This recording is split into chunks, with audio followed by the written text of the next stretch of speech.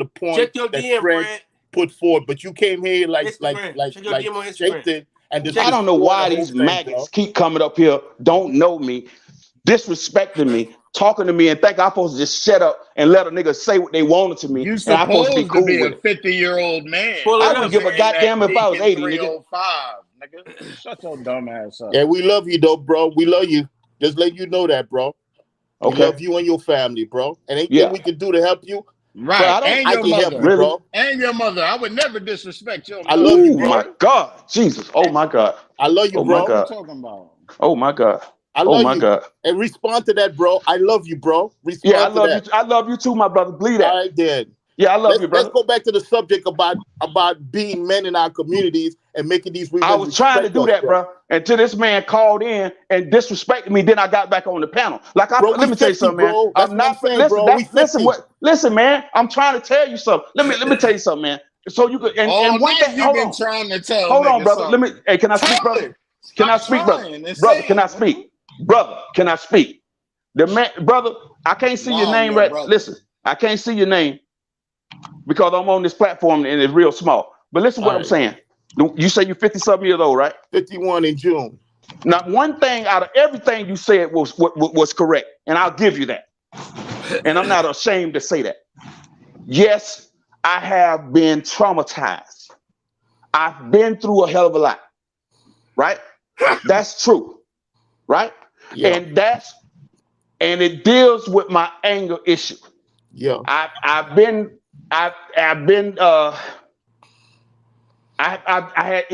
had that dealt with, right? But again, I also have abandoned that years ago and deal with it with prayer. And one time I started using weed to deal with it, and what that did was it suppressed it, right? But then it had some type of stimulant to it where it would suppress it, but certain things could trigger it. And when it triggered it, listen. You let him talk, bro. Listen. I'm sorry, Fred. It ain't my show, but I'm sorry. That's fine. Certain things would trigger it. And when it triggers it, I'll go from 0 to 100. Yeah. You know what I mean? And next thing you know, I'm shooting up the streets. You feel me? So it took a lot of prayer for me to get out of that. I done had 2 standoffs with the police. You know what I mean? Major standoffs with the cops. And thank God they didn't kill me because I had sticks. My team had sticks. They had sticks, and it was on. Right? But God brought me through all these situations in my life. Been shot, stabbed, everything. I done did people too. Been through a hell of a lot. And when you see me come on this show and could have a whole conversation and not going off, that's progress for me. But what happened tonight brought up a whole lot of that old stuff that I thought I'll be lying to say I got it all out of me because I know I didn't. That's why I try to stay away from people. Right. Because I know I could be easily triggered. Right. It's like a crack addict done got off dope. Like my brother. Right. He got off dope, but beer is a trigger for him. If he go to the corner store and start drinking quarts of beer, after that, he gonna want to smoke a crack or a piece of rock. Right. That's his trigger. Me getting into an argument is my trigger. Right. Feeling, even if I'm not being disrespected, if I'm feeling disrespected, that's a trigger for me. Right. And you can see and listen to how I'm going off. I want to stop, but I can't. I know. Hold on. So, Deacon, let me say something to you, bro. That was the whole purpose I came on here. That's why I kept asking you where you saw the disrespect at, because all I said was that you need to stop feeling attacked. And you just sat here and said, even if I'm not being attacked, if I feel like I'm being attacked, I'm going to react. And that's what I came up here to say. I didn't disrespect you until I asked you 6 times to tell me where I disrespect you, and you refused to do it. So now I'm coming with the disrespect because I'm an ignorant 30-year-old nigga. I got no. See now, no. Hold on. Let me talk to him. Let me talk to him directly. Deacon, I didn't come up here to disrespect you, brother. I didn't. I came up here to let you know about yourself. That's why I opened it up with, I hope you watch these back on replay. so you can hear yourself, so you can see how the conversation is broke down, so you can rehear what's actually being said, so you can verify if you're actually being attacked or not. That's what it was about. And I asked you 6 times. If we were in a court of law, I asked you 6 times where I disrespected you.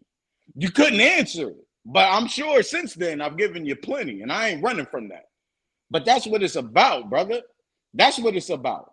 It's about you stop feeling attacked, come in here, listen to the panel, listen to these young dudes. Stop trying to separate yourself from the panel so we can build. There should have never been any room for argument. Now, let me say something real quick. Now, if you go back and listen, me and that young man at the top, we had made peace. It really wasn't no peace broken.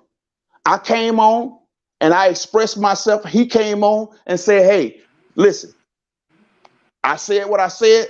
And the other man that just got off corroborated what I said. And, you know, he was making his points. I heard him. I said, well, hold on. You know what? If I said that wrong, I apologize. If I don't know if you were listening, I apologize to this young man. But I made my points to him as well. That's what grown men do. We can agree to disagree. But you came on talking about an old man. You separated. You 30. I mean, what? I mean, you just went in. And when you did that, I felt disrespected because I don't know what you heard, but it wasn't that. Now, see, he done bounced. You see what I'm saying? Hey, Deacon, let me ask you a question. I think I suffer for a long time with Deacon. This thing. Oh, let him go. Where I used to get angry and didn't know how to stop myself. I'll let you wrap it up. Right? And like I understand that part. That part kind of humbled me right there because I understand what you're going through. But we need to get to the point where we deal with all this perceived anger and understand whether it is all part of the whole being traumatized as a kid, being in a system that fucking hates us and don't respect us. So I make it a point when I go to work, when I'm dealing with my people that look like me, when it comes to the point where I want to get Lloyd and get into arguments, I do the total opposite. I stay quiet till lunchtime or break time, and then we resume a conversation, and it kind of alleviates me. And I stay on jobs longer, and I have more friends because I learned how to deal with the anger issues. You know what I'm saying? Let me say something. I love you, bro. Before I gotta go. I love you, bro. Just let you I got love for you too, brother. I seriously do.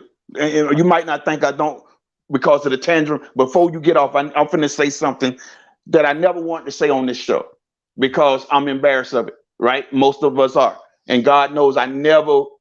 And it was on display tonight, and I didn't like that. But God knows I don't want to say this because I'm gonna tell you why I don't want to say it first. Because I feel when most black people hear, I didn't say all, when most black people hear this about us, then they begin to disrespect. I feel I'll be disrespected. I'll be mocked. I'll be, you know what I'm saying? People will try and shame me. And that's why I refuse to ever tell anybody that. I don't do that. But I'll say it.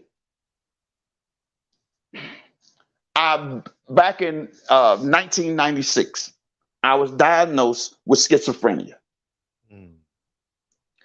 And that is what I deal with. It ain't something, it's not that I'm crazy.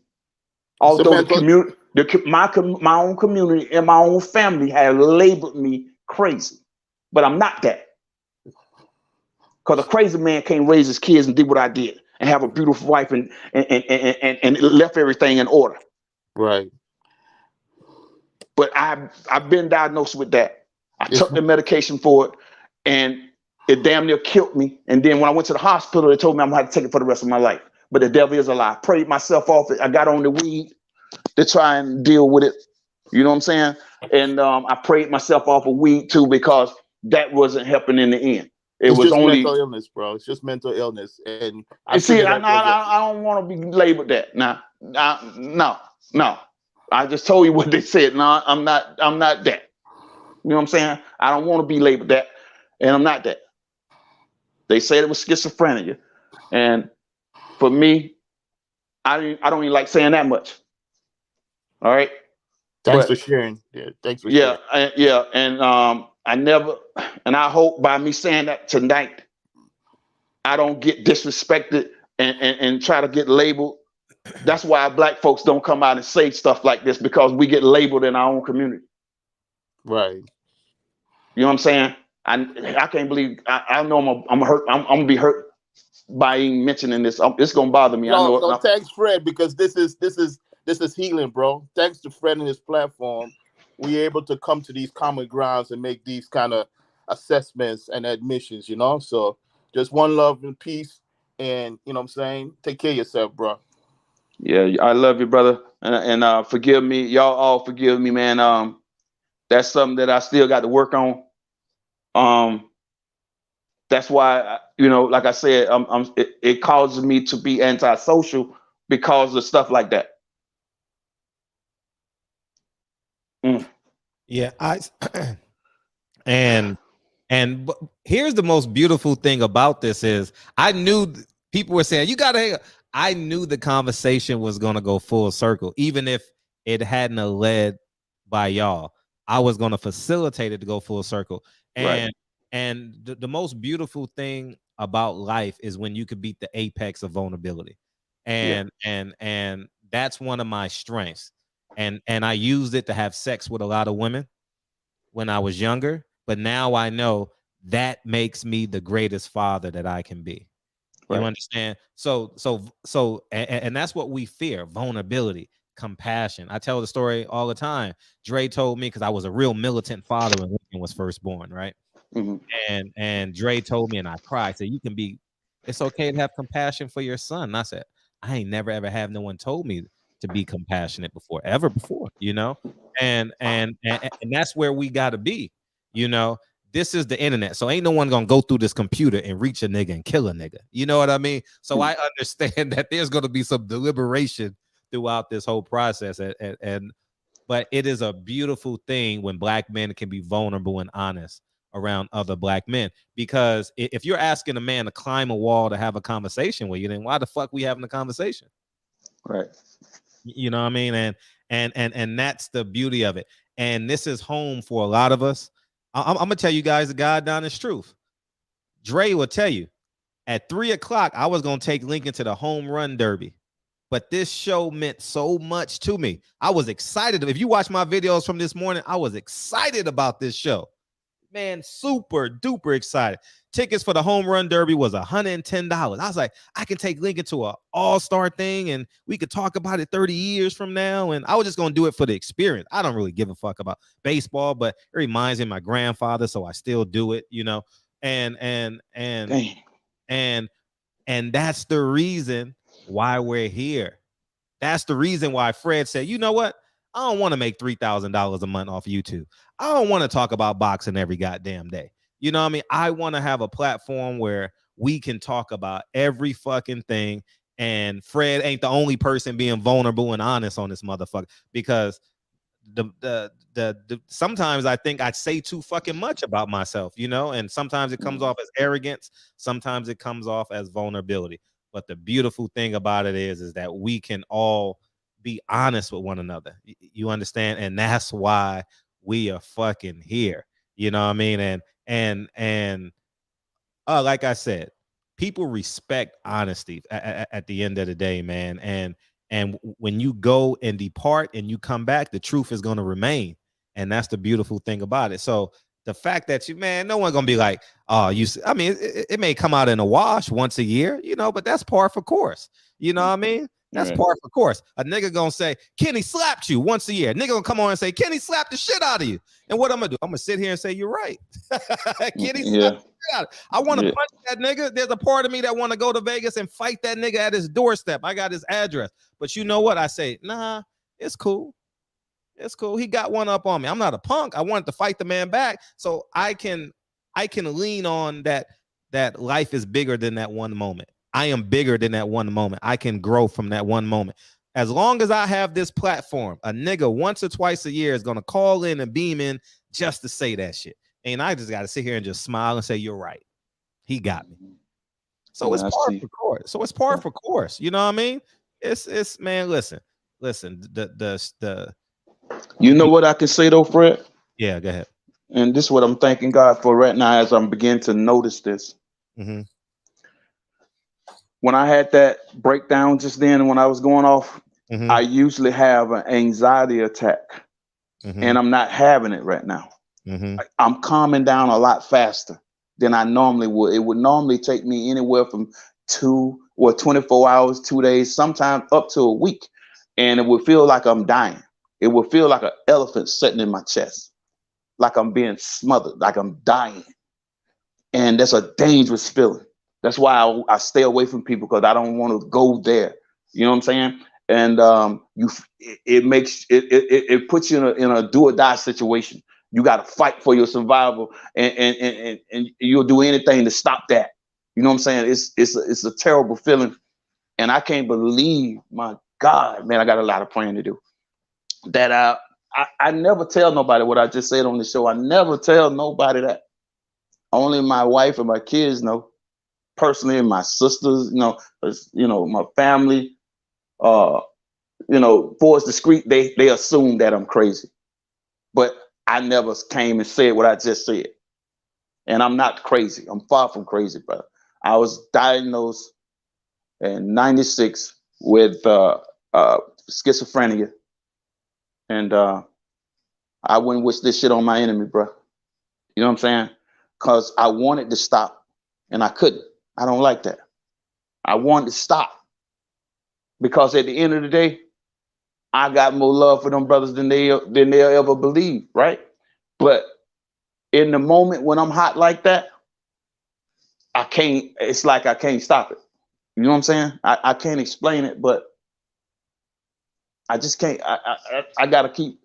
I know God gonna deliver me, man, and I know it's gonna be all. I claim it that it's gonna be all out of me one day. I really do claim that, because that's why I gotta find positive things to do. That's why I really want to build that gym for the kids, because that's something I really love and I'm passionate about, and that's gonna take my time and give me joy, and I won't have time to be angry. You know what I'm saying? I want to do some habitat homes. I want to buy homes and rebuild them and rent them out and sell them. That's the path that me and my kids are gearing up for. We're gearing up for a new mission, but I can't do that if I'm allowing myself to be thrown off. I cannot believe, bro, I haven't did that and felt like that in such a long time. I'm disappointed in myself. I am. And I don't like this crap controlling me like that, bro. Because I wanted to stop and couldn't. That meant I was being controlled, and I don't like it. I don't like it, bro. I'm right now in tears, bro. That shit I don't like that shit at all, bro. I don't like it. And I got a lot of praying to do, bro. But I know God gonna deliver me. I know He gonna do it. Well, harvest can't grow without storms. So yeah. And that's the reality of it, So no test, no testimony.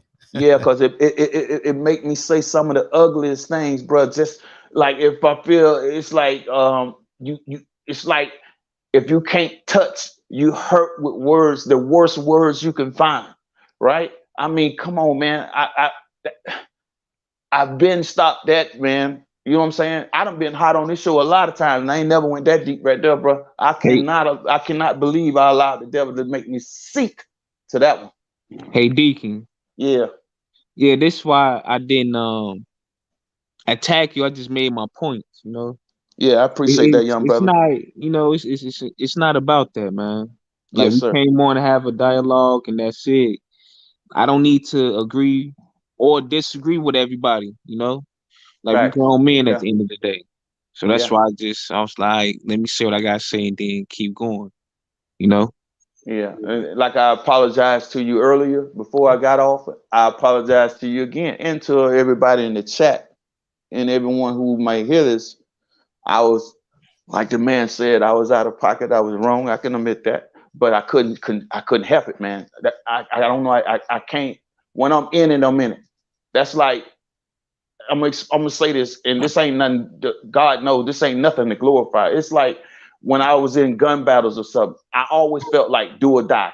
Once it's on, it's like tunnel vision. You can't do nothing but see who you going after, and you ain't worrying about going to jail. You ain't worrying about getting killed. You ain't you on a mission, and you don't stop until you get there, and you take care of that because it's gonna take care of you if you don't. It's like do or die, and I don't like that feeling. I don't like it. I don't like that feeling, man. I wouldn't wish that on my enemy, bro. Man, I apologize to y'all, bro. I was wrong, bro. I was wrong. God knows. So y'all can chew me up. I deserve it. No, they did. They definitely chewed you up in the chat. Yeah, it's cool. I respect it. I respect it. I ain't mad at it. Hey, Deacon, I'm gonna say one thing to you. Yes, sir. Your new nickname is Lester Berry from now on. I don't know who that is, but who that is. I'm gonna send them to you. Matter of fact, hold on. I got something better. God bless it. Pascal, put it around it. Pascal, put it around it. That's the side. Yeah. That's you just from now on. Yeah. The pastor from Don't Be a Menace. Boy, you need to quit. Mr. Henderson says he loves you. Hey, let him know I love him too, my brother, and I mean that, man. That's illicit vibes, by the way. and all I can ask, man, is y'all just pray for me, man. Pray that I get better, man. I miss that soldier that's no longer here, who always laid praying hands on me and things would change. That's my mother, bro. But she always told me God love for me or anyone to ask for prayer, and that's a great thing. That's acknowledgement of God. So I'm asking for prayer as I acknowledge God. Forgive me, bro. Got to do more better. So I know I'm gonna have to lean back and regroup, man, because I deserve to be suspended for a while behind that one. Yeah, man. I can't believe it, bro. But it's all right. I know it's gonna whoop me all night long, but I'm gonna pray about it. This breaks. Yeah. You got a 22-hour suspension. How's that? Yes, sir. I'll take it. Yeah, man. Hey, man. Peace and love, man. I know y'all ready for me to bounce. I already started the show. You getting ready to start? Yeah. You got to. Hey. What you been saying? Oh man, we're starting to 5. It starts with that. That's Deacon right there, boy. I can't hardly see him. My eyes, I can't hardly see him. You got to blow it up. I'm gonna send it to you. Send it to the DM. He talking on there? Nah, it's just a picture of him. You know exactly who it is when you see it. Right. Yeah, man. I damn, bro. You can tell. You know what? You know when you remember back in the days when you was a kid, you know you messed up, you don't know how to walk off. Wow. Oh my goodness. Oh yeah. It's all good, man. Damn. I did right, it, bro. Get out of here, man. Get out of here. I appreciate that. I appreciate the kickoff. Peace and love, man. All the time, man. Yes. Anything, Hannibal? Anything else? Final words? Yeah, just I appreciate you letting me come on, man. This was a very good show, very entertaining. So I'll holler at you next time. All right, I'll be back tomorrow. Every time Hannibal come on, he start trouble, man. Yeah, he's like, hey.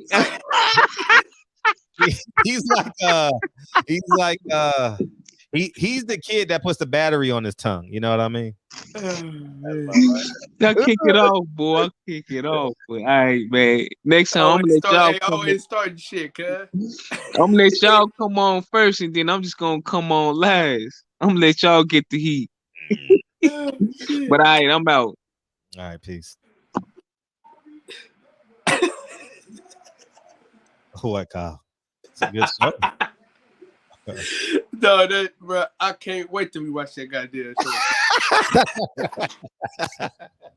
Oh man. Hey, the funny thing, I knew it was gonna get there. I knew it. I was like, I knew we gonna land this plane. I know it was turbulent, but I knew we was gonna land this plane. Oh shit, boy. Hey, you ain't shit. We're gonna talk after this. Cause you ain't shit. Why? What'd I do? Nah, we're gonna talk after this.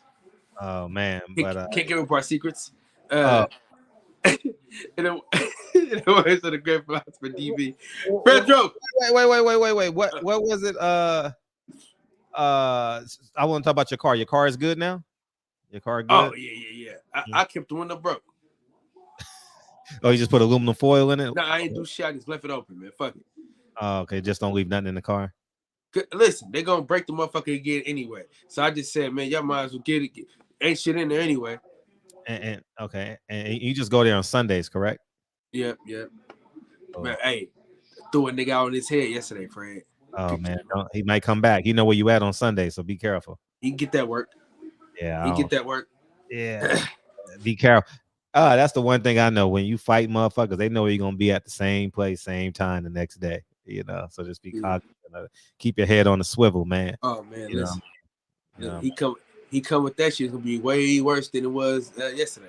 Yeah, but he may come with some, artillery. That shit was hilarious, boy. But it was a good show, man. We landed the plane, and it's gonna be some laughs and some giggles and some cries and all that shit.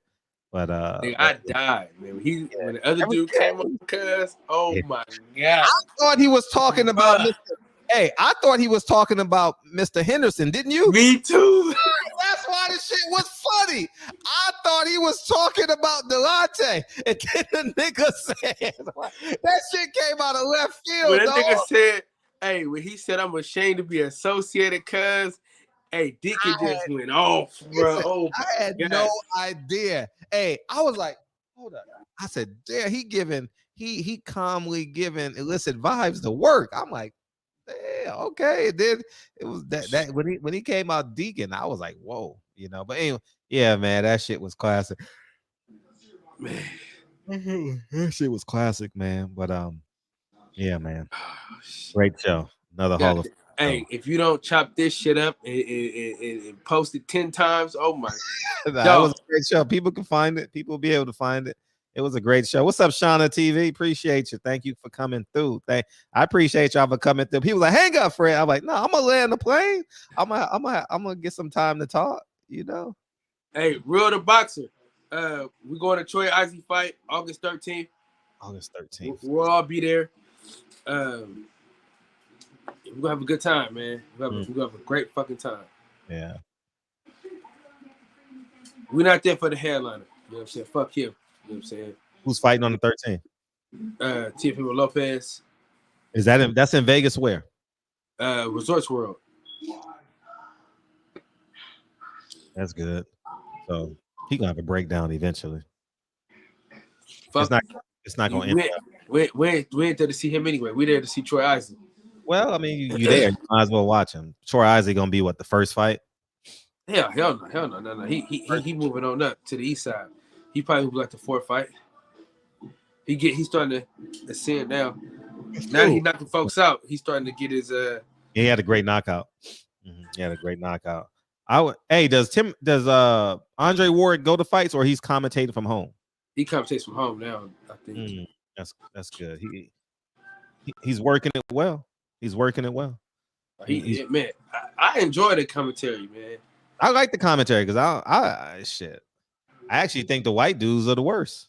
They don't know nothing. Like I like how Timothy Bradley and Andre Ward know more than them. I like that. I like that they have that they're the experts, not like they were in Jim Lampley was the expert on HBO. Like he always had the last word, but I like how Andre Ward and Timothy Bradley can I just like the dynamic of Top Rank, man. I had Mark Chinook, the announcer. I watched it. Okay. Today. That was fun, man. That was a fun. You got to edit that and make it the intro. Yeah. So make sure you go to Kyle. Kyle putting in work, getting all these interviews, man. And great show tonight, man. I want to say thank you guys for coming through, man. I'm uncertain if I'm going to the All-Star game tomorrow. you know, I may be inspired in the morning, you know, kind of nostalgic. My grandfather got me into baseball. I lived across the bridge from Yankee Stadium and shit, and I watched baseball in the summertime with my grandfather and fell asleep. And because we're 3 hours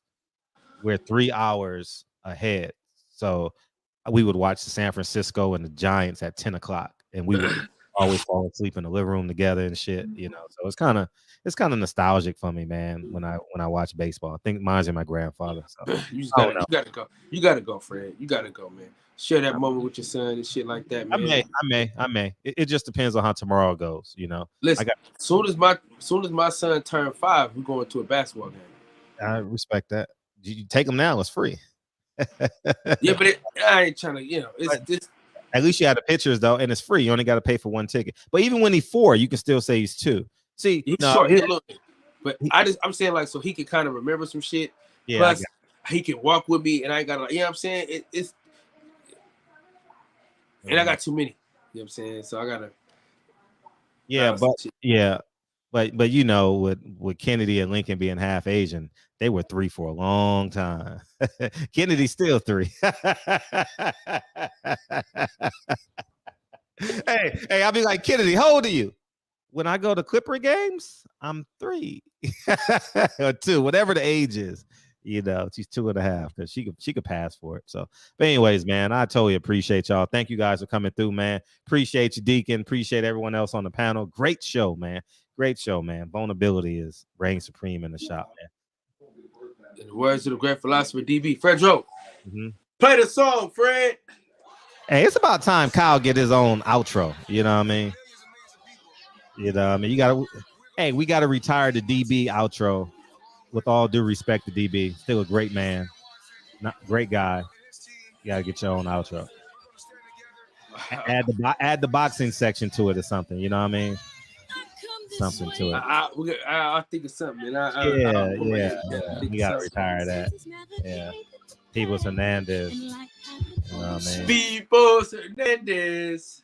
And I don't want Kyle to. I don't want DB to think I'm hating on him. I love that man, but you know, it's your turn now.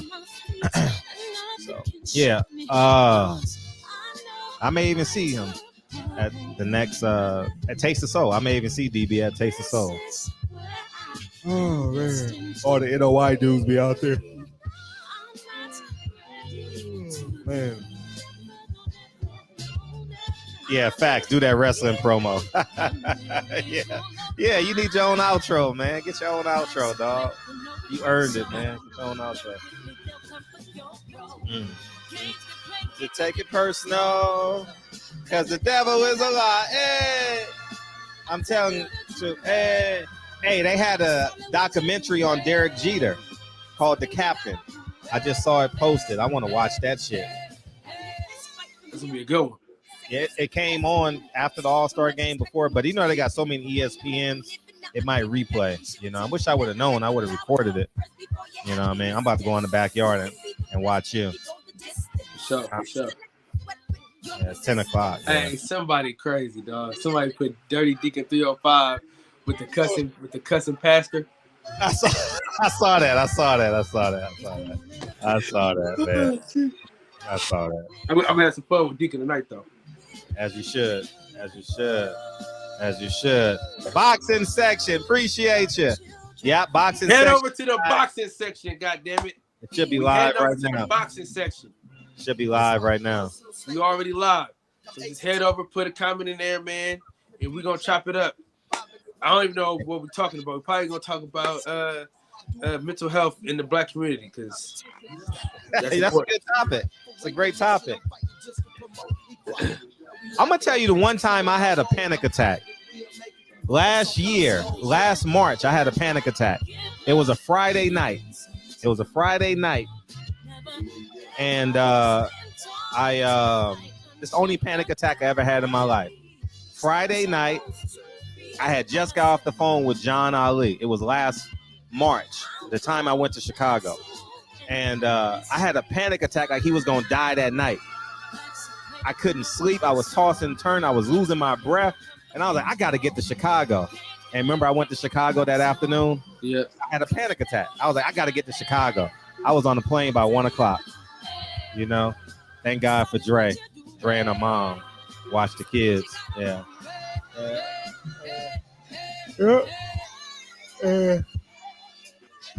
And Sunday at 12 o'clock, I was sitting in front of John Ali. Yeah, how interesting. Love y'all, man. We gone.